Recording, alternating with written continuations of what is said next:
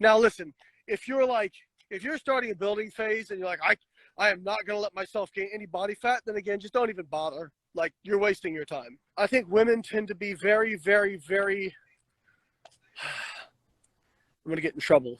I got to be careful about how I word this.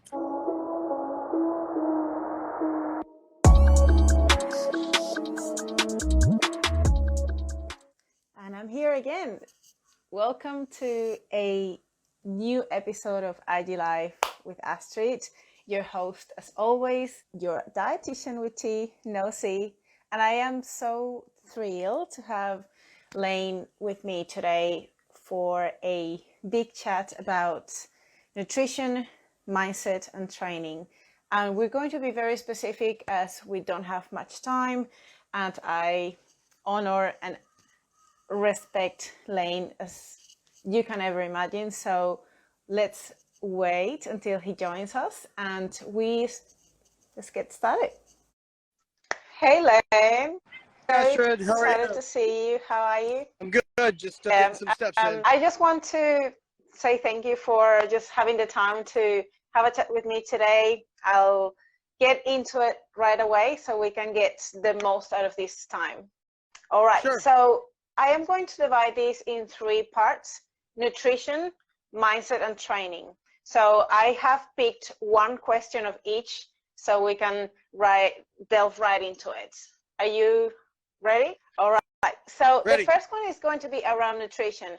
And I think one of the most recent topics that I've been hearing a lot about is around reverse dieting.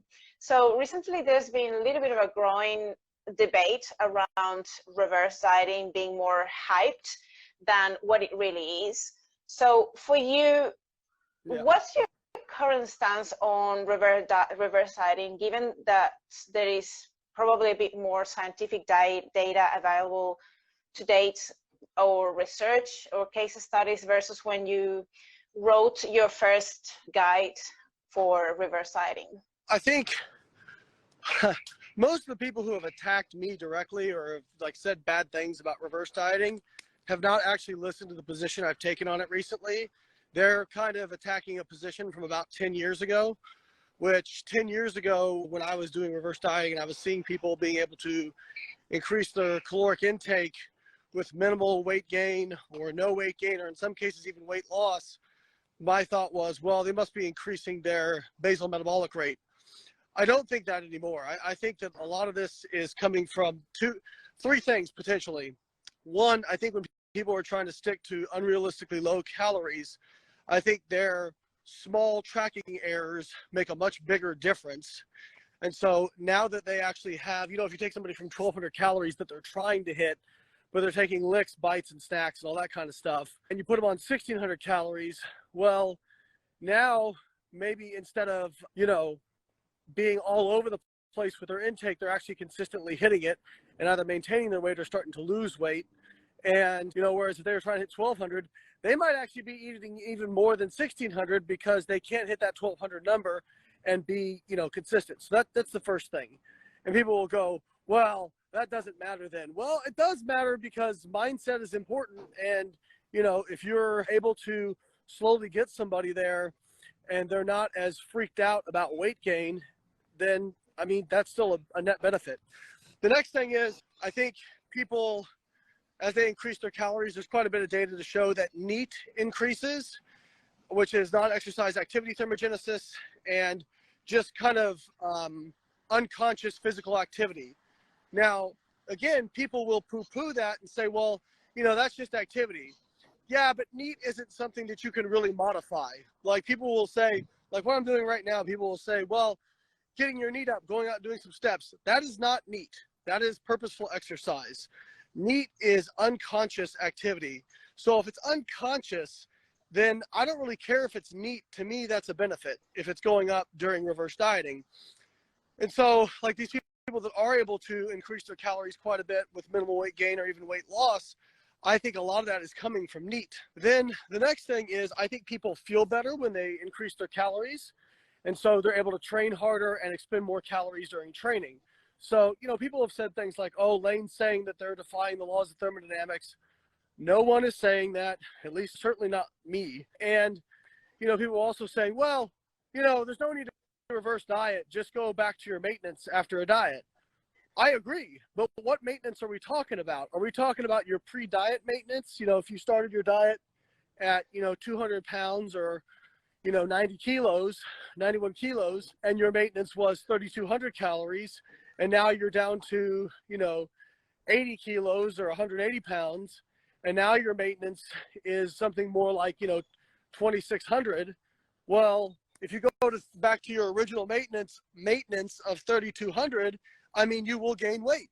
So if we're talking about starting a reverse diet at the 2,600 number, which is the post-diet, post-weight reduced maintenance, then I completely agree. It should start there. There's no reason for somebody to continue to be in a deficit if they've reached their goal.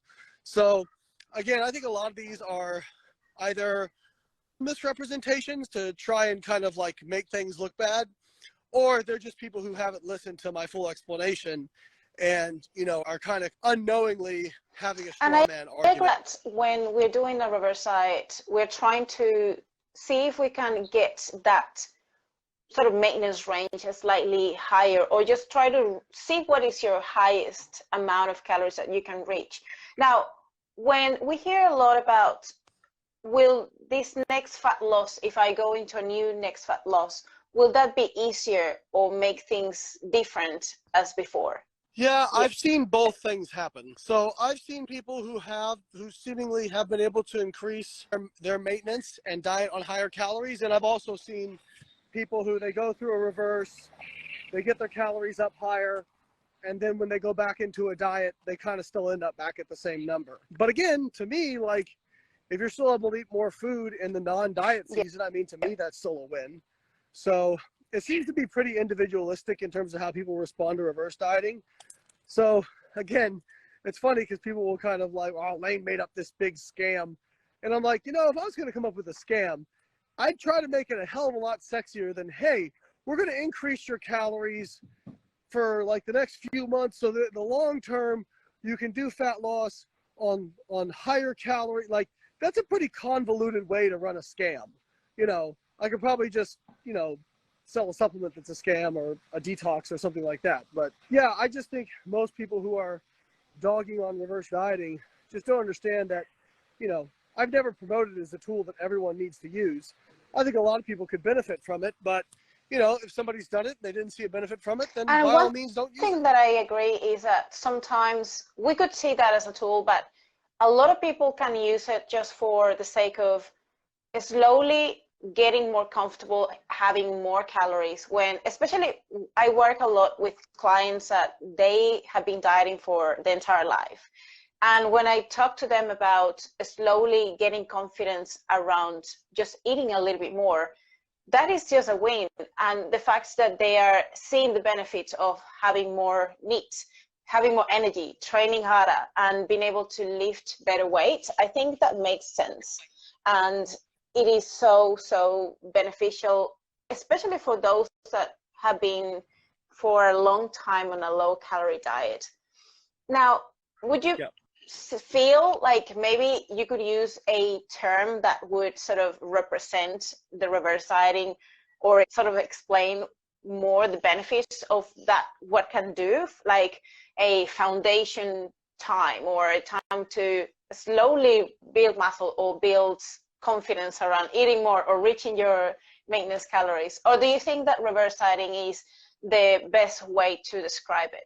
I mean, it's the popular way. I think every person is different in terms of their goals, and even every reverse diet is approached differently. Like, obviously, if I'm doing a course or a book, I have to give some general guidelines, but to me, it's kind of, trying to increase your caloric intake while also minimizing, or at least having a controlled increase in fat gain, because you're not, see, this is where it gets very difficult to put it into like a really like succinct sentence. Yeah, I would say trying to, like, a way to minimize fat gain while increasing caloric intake. Now, when we think about a building phase now, just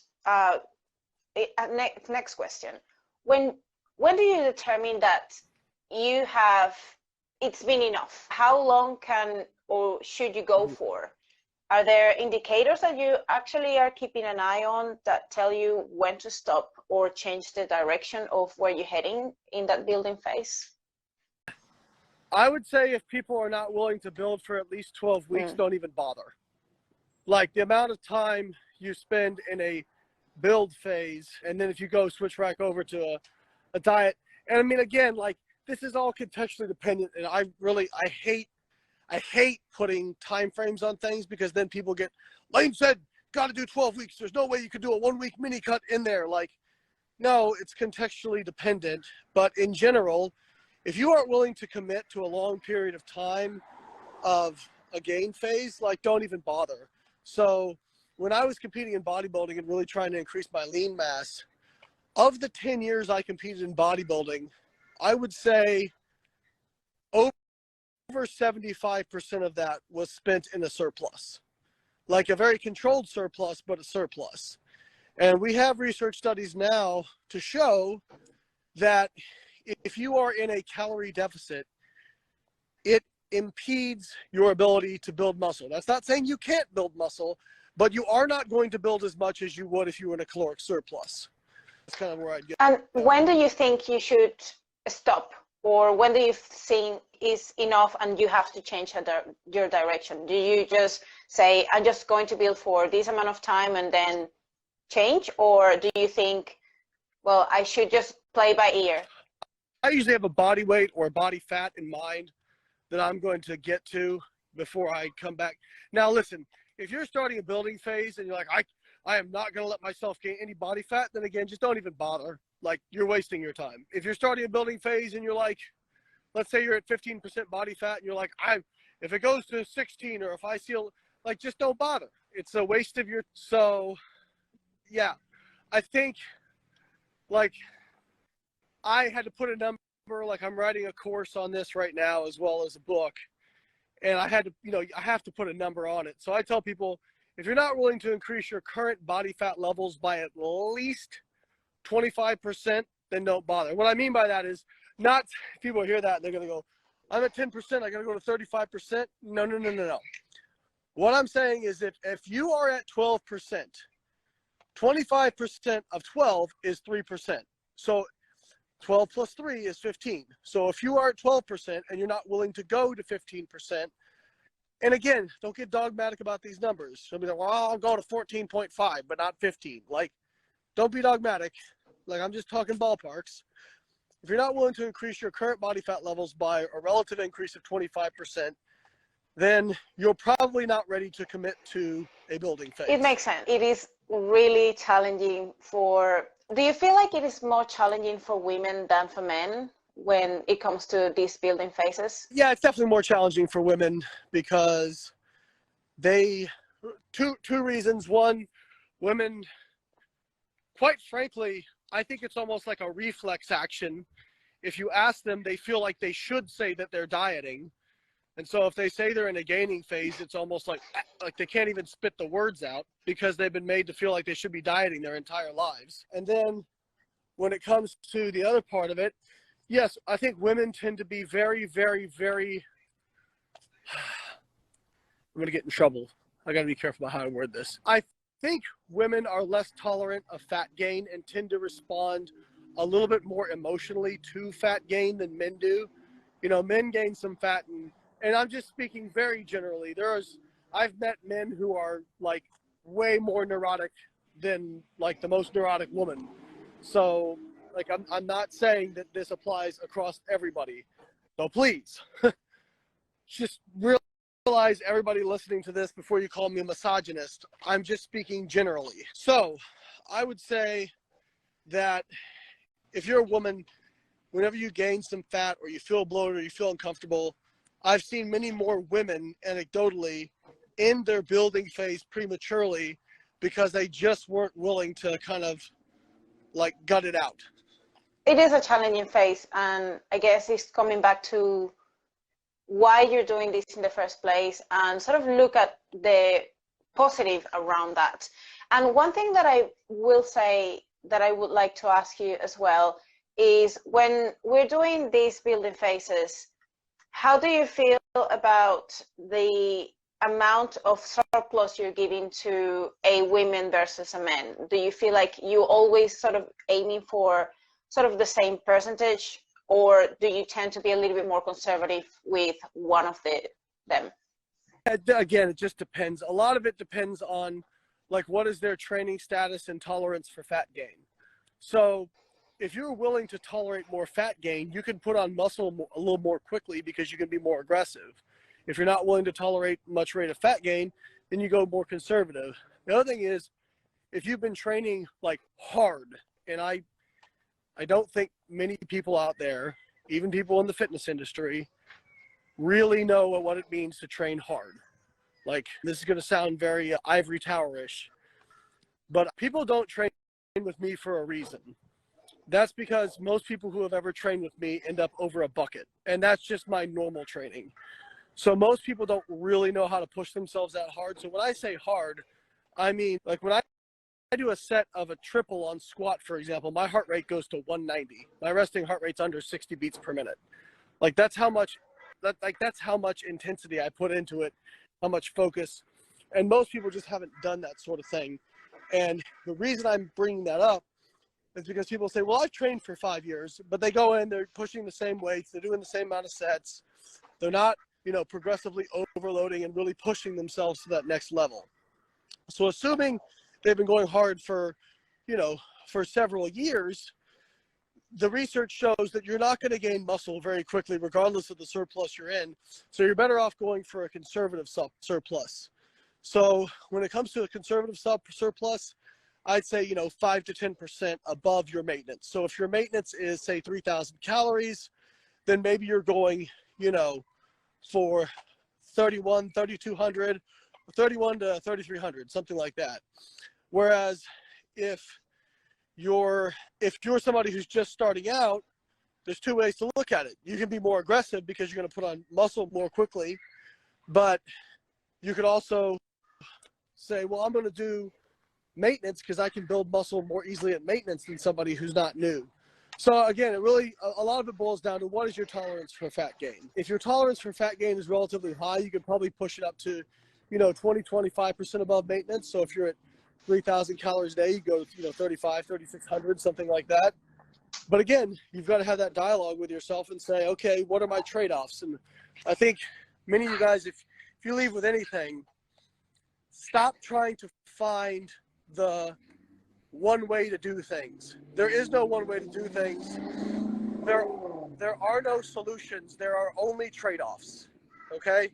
So when I say that, what I mean is if you decide to go more aggressive on your surplus, you can gain muscle more quickly.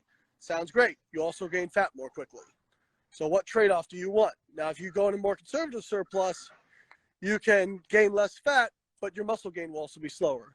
So you need to have that inner conversation with yourself, set expectations with yourself, and then pick what makes the most sense for you. It comes to a question to me, when it comes to gaining muscle, putting you on a surplus to gain some amount of lean body mass, what is your stance with these sort of peer ratios, like whether you should be gaining, whether you're in a good position, in a good body composition, or should you just wait till you are leaner to then get on a building phase? I think for the most part, that discussion's pretty stupid, to be honest. I think it's splicing very, very fine hairs. You can make arguments either way. The argument for being leaner is you have better insulin sensitivity. Yeah, but most of your improved insulin sensitivity when you're leaner is actually in fat cells. Like actually your adipose tissue is more insulin sensitive. So like post-show, for example, people who are the leanest people in the world, they gain almost exclusively body fat when they're coming back up. Okay, if P ratio was correct, those folks should actually gain the greatest proportion of lean mass, but they don't. So what I would say is that really it boils down to what are you comfortable with body fat wise. But the counter argument to what we just talked about is, well, if you have more fat mass, if you have higher fat mass, you actually have a greater surplus, and Like, for example, if you're overweight or obese, you can actually still gain muscle in a calorie deficit because your body doesn't sense a deficit the same way because you have so much endogenous stores of energy. So that also kind of shoots the whole P ratio in the foot. At the end of the day, it's mostly about progressive overload and consistency. And I think a lot of this P ratio, quite frankly, I think most of the stuff that gets discussed is just a moot point because people just sit there overanalyzing shit and they don't actually do anything. And I can tell you right now that the people who have actually made progress, they just go. People, if you're out there overanalyzing, well, what about my P ratio and my protein fat carb ratio and all, like, you're not going to make progress. You're just going to stick where you are because in reality is you're not ready to commit to anything and all you're doing is overanalyzing to procrastinate. So go. Even if you're wrong, the worst laid plan executed now is better than the best laid plan that you never fucking execute. Amen. Now, one thing that I want to ask you now, moving to mindsets, it is, I think a lot of people want to change their lifestyle, become a better version of themselves, but there is always this outer self-sabotage that is sort of impeding to get where they need to be. So how do you stop, or how do you get better at getting and finding your new identity or moving to a better version of yourself without going backwards and self-sabotaging yourself? So I think most people self-sabotage to protect their own ego, meaning they are afraid, what happens if I go all in and I don't get what I want? Let me reframe that for everybody listening. Don't ask yourself, what if I go in and don't get what I want? Understand that if you don't go all in, you absolutely will not get what you want, period. That's it. If you are trying to protect your ego because you're worried you might go all in and not get it, yeah, you might go in and not get all in and not get it. But I promise you get a shitload farther than if you don't go for it. Okay? So if you're not willing to put aside that and stop self-sabotaging, I think I'm probably kind of callous about it because, as David Goggins says, I've calloused my mind by being willing to be in the arena and put myself out there. And not only do I have big goals, I announce those goals to the world. So I put a lot of pressure on myself.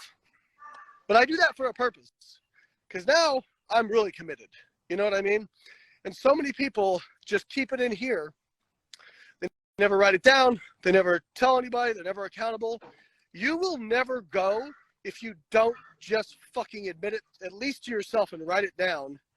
Because people don't want to give themselves, they don't want to admit what their goal is, because then they have a frame of reference for what failure is. So they never actually go. So I have turned this into very simple arithmetic in my mind, which is, what is my goal? Okay, that's it. And then I establish that. What is it going to take to get there? And regardless of the goal, it's going to take time, work, consistency, and resilience. Okay, it's going to take those 4 things. If any of those 4 things are missing, you will not get it. And so, to me, that's a very simple calculus. Motivation doesn't have to enter into it. Feelings don't have to enter into it. If I don't feel like working out, or not even working out, if I'm writing a book and I don't feel like writing a book, well, I don't always feel like brushing my teeth, but I still brush my teeth every night. Why? Because I know if I don't do it, my teeth will turn to crap. So your feelings don't matter. What matters is, do you have a goal, and is that goal important to you? And if it is, your actions will dictate what is actually important to you. So you can't say, like, if I'm writing a book and I say that's really important to me, if I spend 30 minutes a week writing the book, it's not actually important, right? But if I'm spending, 3 hours a day scrolling social media, that's actually what's important, right? So you have to really, I think one of the hardest things for people to do, sit down one day. This is why people don't do budgets either. They don't want to see where they're spending their money, because then they'd have to admit that they're actually not putting their money where they say their priorities are, and they're blowing it on a bunch of useless shit. So if you looked at your time budget, which, by the way, time is money. If you look at your time budget and you're actually honest about it, and you go, oh, wow, I spent 15 hours last week watching Netflix. Meanwhile, I spent an hour on my side hustle. but why am I not getting my side hustle? Well, that's why. And I'm not shaming people who watch Netflix or anything. Like, I watch TV too. But if I've got spare time compared to what my goals are, great. And sometimes that's a form of self-care, and that's fine too. But if you are consistently not executing on your goals and you're not going all in, just stop making big goals then, because they're obviously not that important to you. So again, I think a lot of the self-sabotage out there is we do what's called handicapping ourselves, which is like, for example, maybe we have a goal of doing a powerlifting meet and, you know, hitting a 400-pound squat or something like that. Like, just pick any goal. And somebody might say, well, you know, I'm 45 now. I have 2 kids. You know, what you're doing is you're starting to handicap yourself, right? So you're saying, well, here are the reasons it's okay if I don't get this goal. Now, I'm not saying it's not okay, but if you put that in your mind, you're not going to get it. So again, the only reason that people self-sabotage, because if you think about it, like anybody's logical go, why would I ever self-sabotage? That's dumb, right? But people do it all the time. The only reason people self-sabotage or quit is to protect their ego. That's it. There's very few other reasons. And that protection of the ego is, well, if I quit or if I self-sabotage, then I don't have the pain of knowing I committed all this time and energy to something and didn't get it. Most people are willing to put in time and energy. Yeah, so we do that to protect our ego, because most people are willing to put in work if they know there's a guaranteed outcome. So for example, people go to their job and they work jobs, and a lot of times they work jobs they don't even like, because they know if they work that job, they'll get a paycheck, right? So they put the work in. Many people, and I would say most people, do not want to commit to the work if they aren't guaranteed an outcome. I will tell you this, the only way to do something amazing in life is to go 100% in with the work with absolutely no guaranteed outcome. You have to be willing to do the work without guaranteeing, and most people simply aren't willing to do that. I agree. Now, one more thing around mindset, I think it is also super important that I find a lot of clients are struggling with, is setting boundaries and allowing themselves to have their own guidelines or their own rules that they can put aside towards family, towards work, or towards themselves in order to achieve certain goals, or just reduce stress or self-care, or even like they struggle with binge eating just because they're trying to run for something that just gives them some amount of reward or just a time for them to escape. But that's not really the case, just because they're not actually targeting the main issue. So how do we, or what would you be saying to those that need to set boundaries, how to do that a bit more strategically? So I think a lot of people have trouble with boundaries, myself included, because they want to do all of the things all of the time. Okay, they want to have time for family, but they want to prep for a show while doing, you know, a college degree and working full time and having 3 kids. And I think one of the things that's helped me is you have to realize that there are seasons to life. And guess what? If you're doing a season of life where, let's say you're a single mom and you're getting ready, you decided you want to do a show or something like that, well, guess what? You're not really going to have a social life. I'm sorry, that just is what it is. You can have one later. That's okay. But if you're committing to that, if you're saying yes to that, you're saying no to something else, right? Or maybe you say, I'm not going to do a show because I want to have a social life, or I want to work on this side hustle, or whatever it is, or I want to go back to school. Great. You're in that season, okay? But stop trying to do all of the things all of the time. You cannot do all of the things all of the time. You can only do some of the things some of the times. So I've come across so many people, because social media makes it look like you should be able to build $1 million entrepreneur business while traveling and having a social life and a family and also going back to school. And like, you have to pick. You have to pick. And so I think when you can figure out what are actually my priorities, and then you say, okay, if it's not a priority, here are the words, here's the way you do boundaries. You press your tongue against the roof of your mouth and you make a sounds like this. No. No. You say no. It's a very bad word in today's society, but you say no. Like for me right now, many people know, like, I compete in powerlifting, so I'm doing that. I have 4 different businesses, and I'm also going through a personal divorce right now. So I have a lot of things on my plate. So right now I get a lot of opportunities to do like other things, and I have to say no to a lot of things that I might usually say yes to. And that is part of setting boundaries, because if I say yes to that other thing, then I'm saying no to the things that I've said are my priorities. I totally agree. Now, how are you with time? I honor and respect your time. So if I have your feedback around what is your availability, we could do one more question or finish in here. I can do one more question real quick. Oops. Oh, my voice. Okay, so with training, I think the one most important question that I find that can be helpful for a lot of people is, how do you train optimally around a lower back injury? Or how do you still find or being able to progress or make progress through injury or through pain, especially knowing that you already have been through this and you were able to get through it and hit a world record in powerlifting? So I think you're the best person to explain or talk a little bit about how do you go about going through these phases and overcoming them.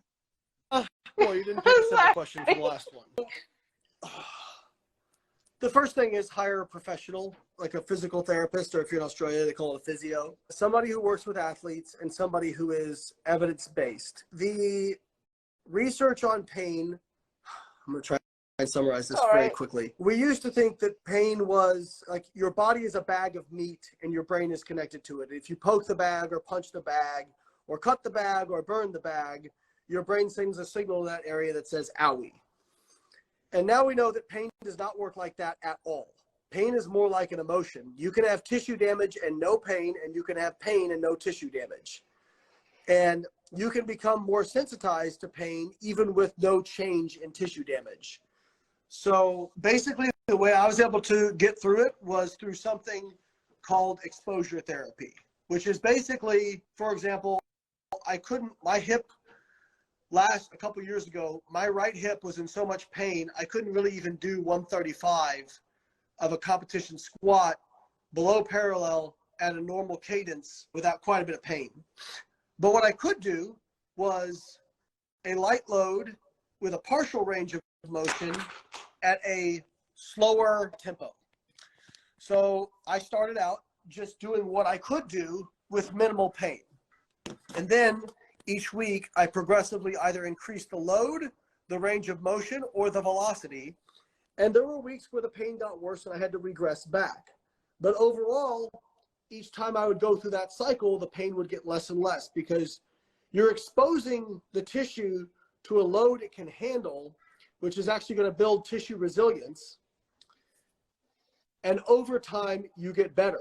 But most people don't do that. They either just completely stop whatever lift is causing pain, or they continue to try to hammer away with it at, full strength, and the pain gets really, really bad. So the appropriate way to go about this is to, progressively go back and regress the lift to something that you can tolerate, and then slowly walk it back up over time. And that's best done with a qualified physical therapist who's into evidence-based pain Do you ever science. feel like you could get backwards, especially having an injury there, or do you feel like you have no issues having that again? Oh, there's always, I mean, there's always a risk. And I mean, I'm sure I will deal with back pain again. I'm sure I will deal with hip pain again. It's just part of it. This idea that somehow people ask me all the time, how do I prevent myself from having pain or getting injured? Don't get out of bed in the morning. That's how. Oh, wait, if you just stay in bed all the time, you'll get pain too. So there's no way to avoid pain. There's no real way to, I mean, people talk about form. People would be really disappointed if they understood the lack of evidence on mobility, flexibility, and form in terms of preventing pain. There's very, very little evidence. In fact, the people who are hyper-focused on form, there's actually some evidence to show that they're more likely to feel pain, probably because they've mentally connected perfect form to having no pain. So if they start to break form even just a little bit, it actually triggers that. So we would like to think that like everything, like pain is just a physical thing. It is not. It's also psychological. And there's even evidence that it's like, it's part of the biopsychosocial model. So again, this idea that if you have pain, it's because there's an injury, not necessarily true. Or if you have an injury, you must have pain, also not necessarily true. I so appreciate your time, Layne. I know that it's been a very full-on day, so I will let you go. Thank you so much for spending this time with me and with everyone that tuned in to watch our questions on this live. Hopefully you had a really great birthday as well, so happy birthday. And I will talk to you very soon. Thank you, Astrid. Guys, make sure you follow Astrid and Team BioLayne and get ready for our upcoming Lifestyle Remodel Challenge. It's going to be the biggest one yet. If you're looking for one-on-one coaching, a great place to start and a really good deal. So stay tuned for signups starting for that here in about a week. Bye-bye. Bye, guys.